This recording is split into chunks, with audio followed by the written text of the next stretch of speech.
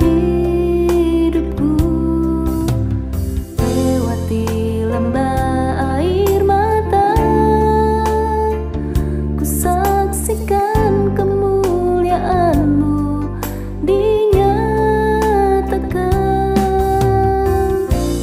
Berapapun harga yang harus ku bayar, ku kan tetap setia melayani, mengasihi-Mu, mengiring-Mu seumur hidupku. Janji-Mu kan tetap ku pegang teguh, sampai ku dapat mahkota kehidupan.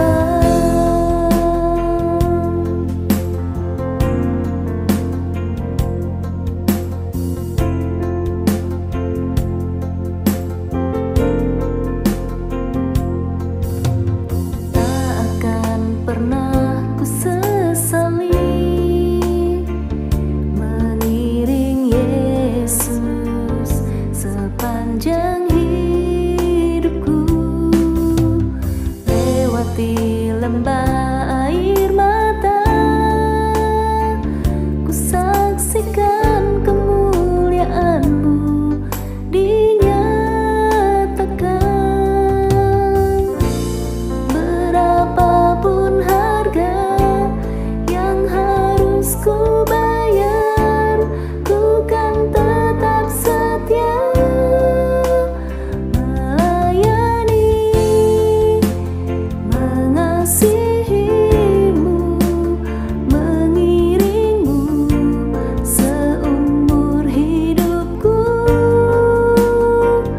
Janji-Mu kan tetap ku pegang teguh, sampai ku dapat mahkota kehidupan.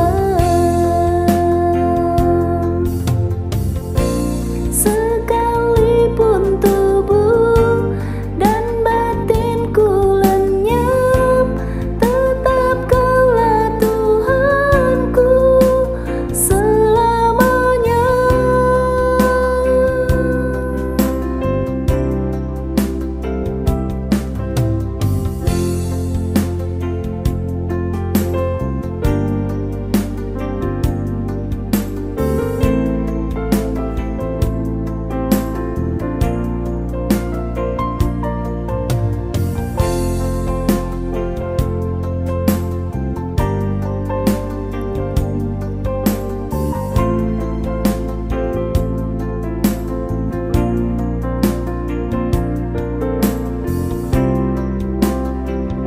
Melayani,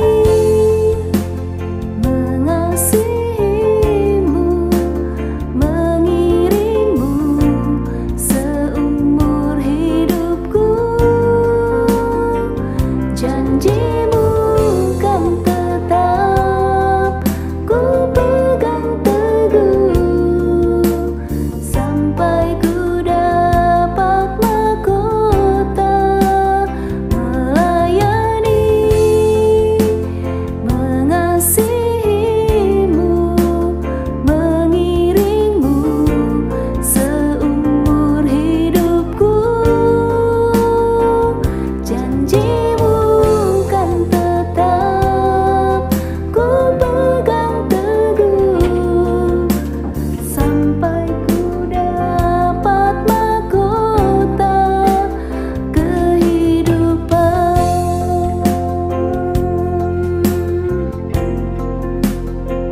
Janji-Mu kan tetap ku pegang teguh, sampai ku dapat mahkota kehidupan.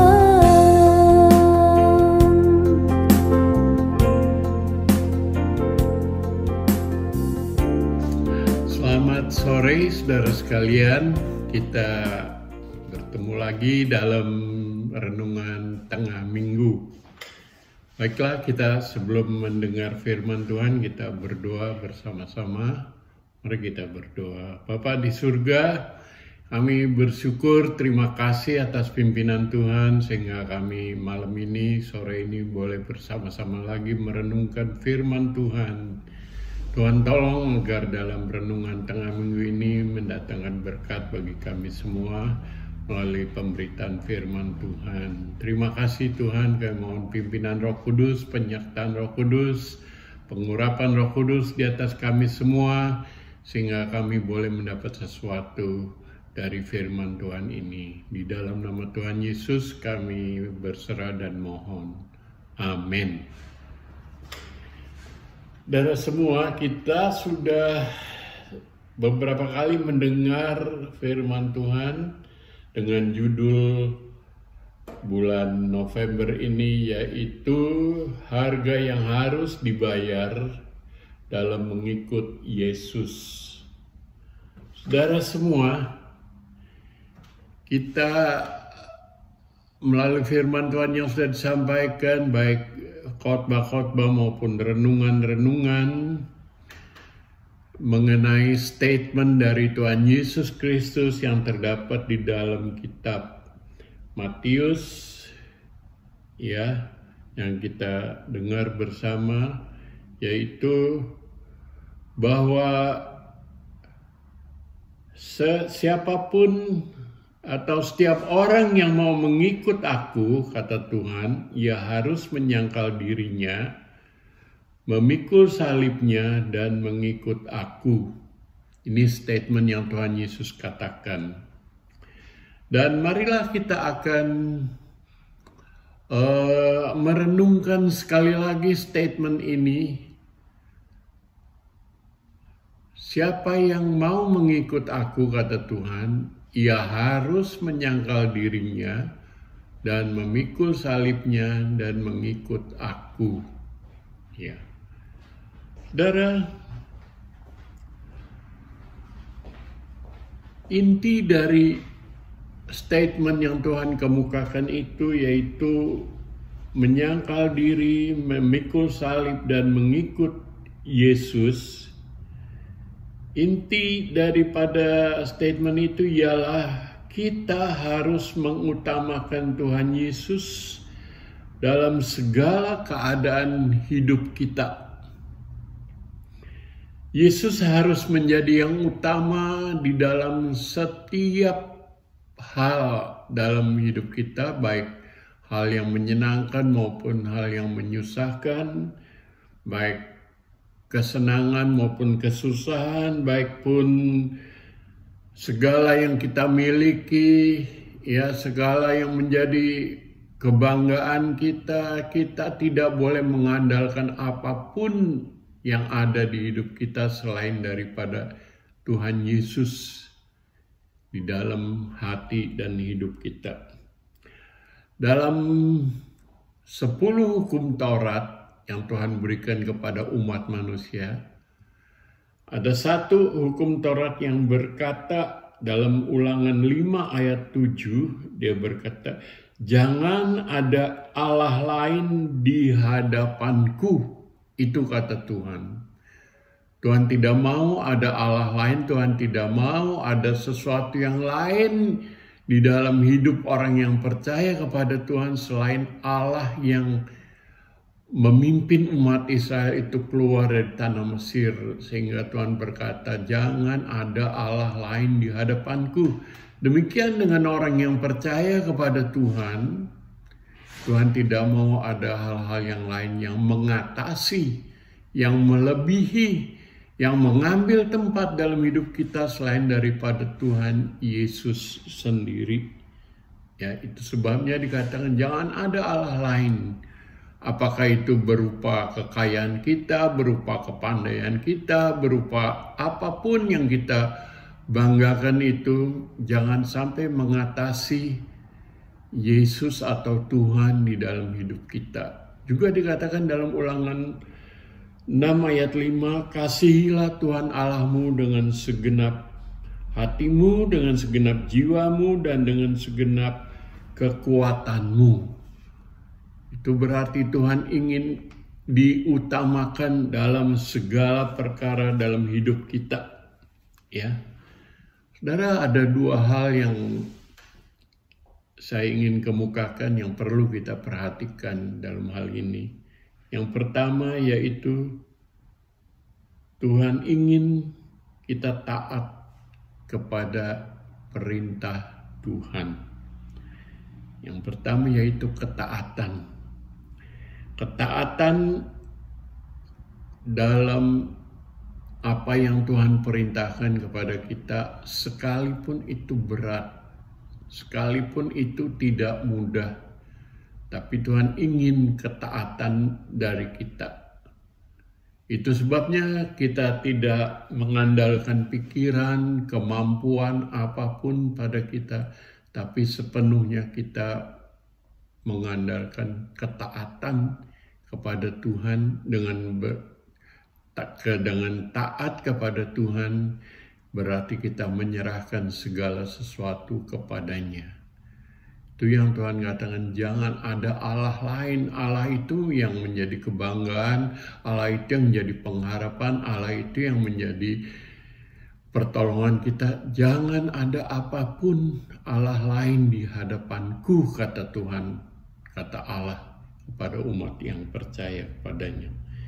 Itu sebabnya ketaatan itu penting bagi kita yang percaya kepada Tuhan. Tuhan ingin 100% Tuhan ingin kalau kita percaya kepada Tuhan, kita percaya dengan sepenuh hati.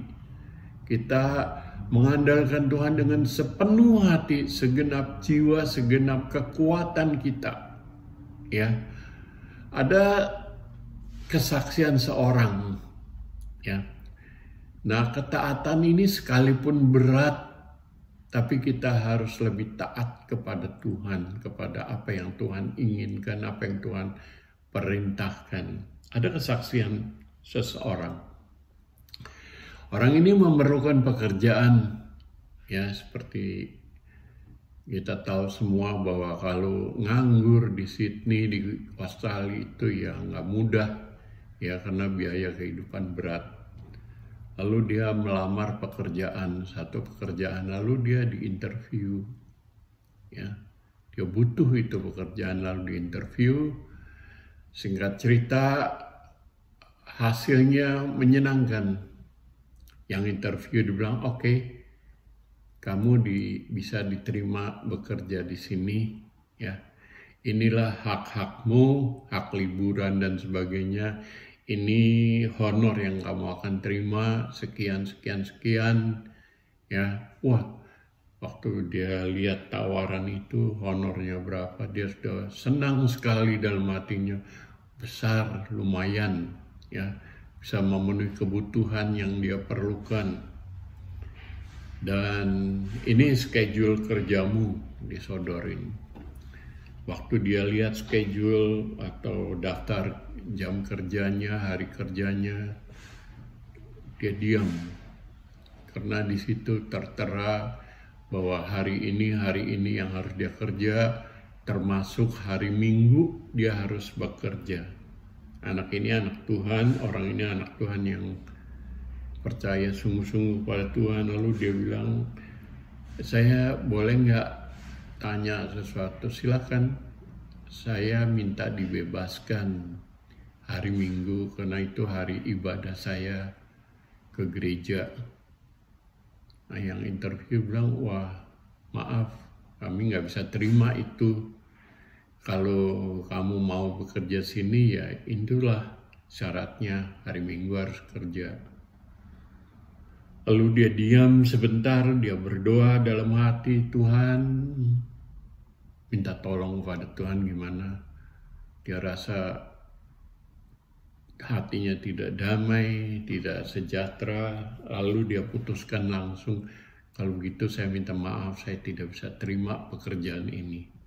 Ya sudah, dia keluar dari situ dengan hati yang malah hatinya senang, sukacita, malah hatinya rasanya puji Tuhan. Begitu dia keluar, singkat cerita dia tinggalkan tawaran itu dan Tuhan menolong dia, tidak lama kemudian dapat pekerjaan lain yang jauh lebih baik dalam segalanya.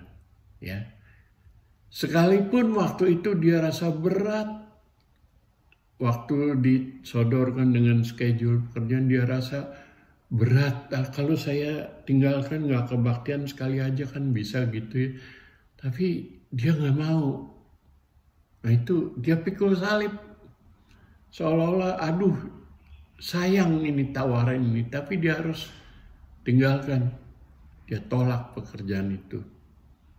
Jadi dia taat kepada Tuhan. Dan Tuhan tolong. Ya. Itu yang pertama, ketaatan. Kita perlu taat kepada Tuhan. Taat apa yang Tuhan kehendaki dalam hidup kita. Dan yang kedua adalah penyertaan Tuhan. Saudara, dalam menyangkal diri dan memikul salib itu bukan hal yang ringan. Satu hal yang berat, kadang-kadang sangat berat. Kita ingat waktu Tuhan ada di Taman Getsemani sebelum mengalami penyaliban.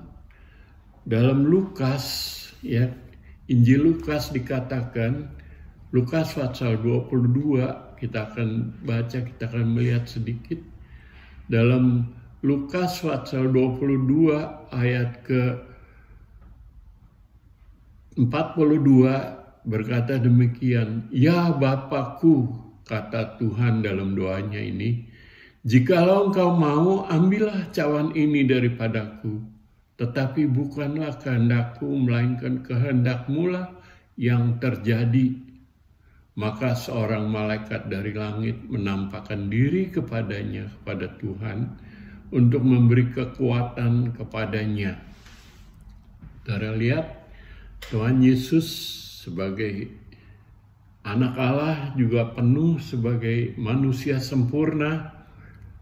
Dia pun mengalami tekanan yang berat, soal salib yang berat sekali. Dia harus menanggung, menjalani hukuman di kayu salib.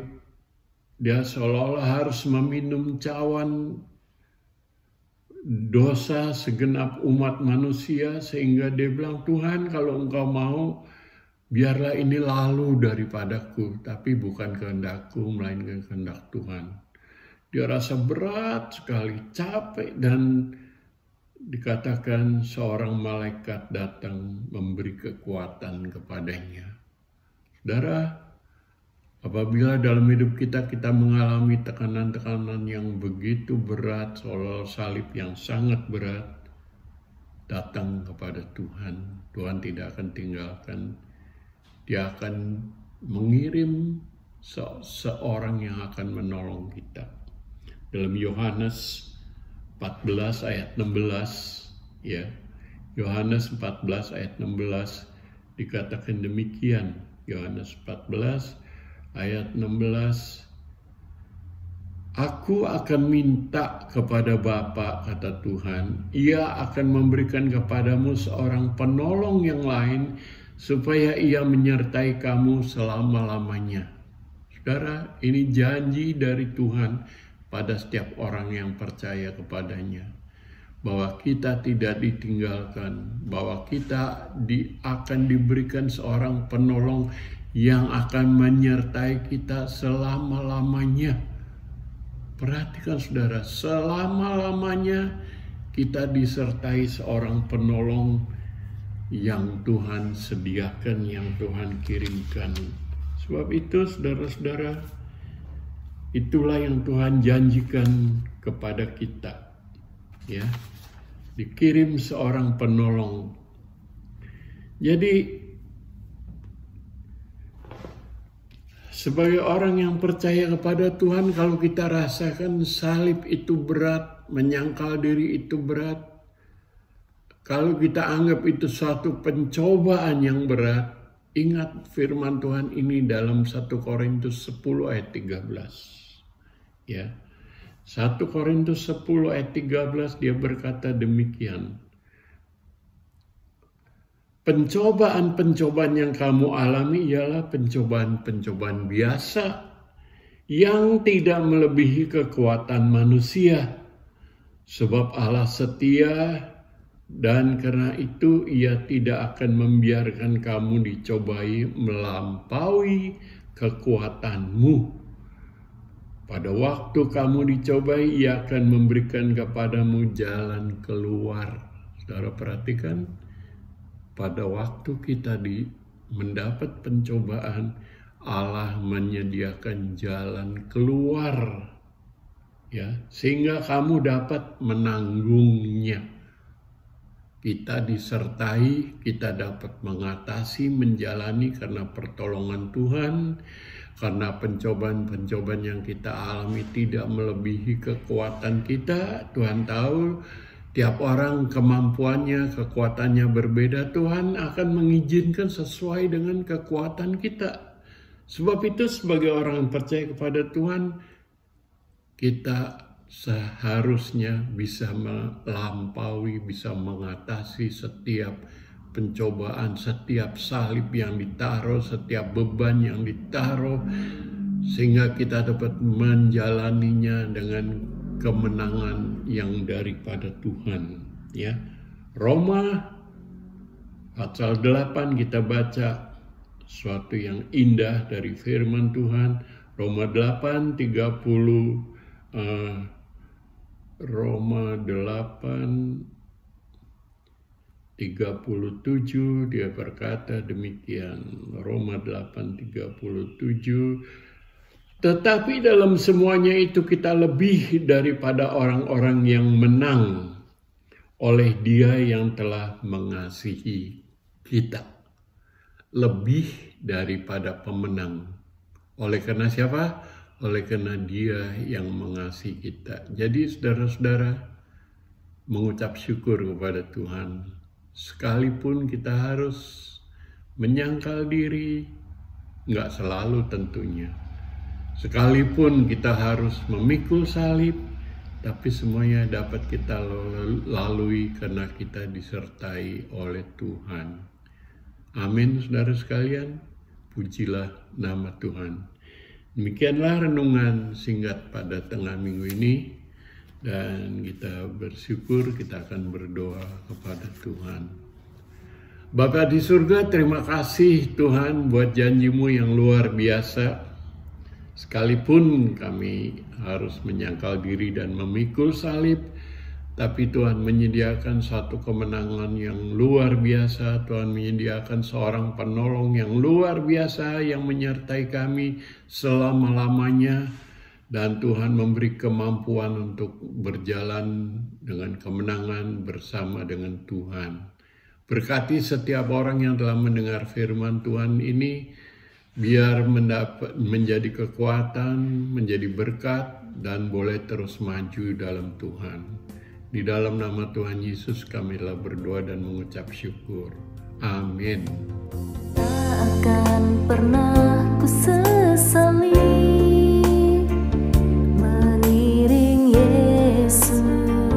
sepanjang hidupku, lewati lembah air mata, ku saksikan kemuliaan-Mu dinyatakan. Berapapun harga yang harus ku bayar, ku kan tetap setia